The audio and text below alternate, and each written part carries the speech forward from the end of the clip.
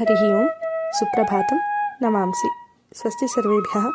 26-द्विसहस्रतमे अब्दे April मासस्य 12 दिनाङ्कः। कलियुगाब्दः 28-105 श्रीपराभव नाम संवत्सरः। उत्तरायणं वसन्तऋतुः। चैत्रः मासः।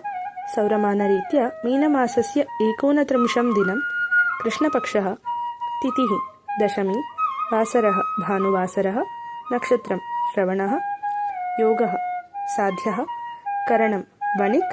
तदुपरि विष्टिः।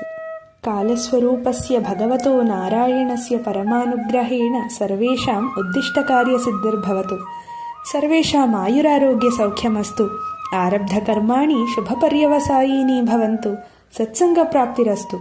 सर्वे देशसेवासन्नद्धाः दीनानुकम्पायुक्ताः दानशीलाः धार्मिकाश्च सन्तु। शुभदिनम् इति गीर्वाणी।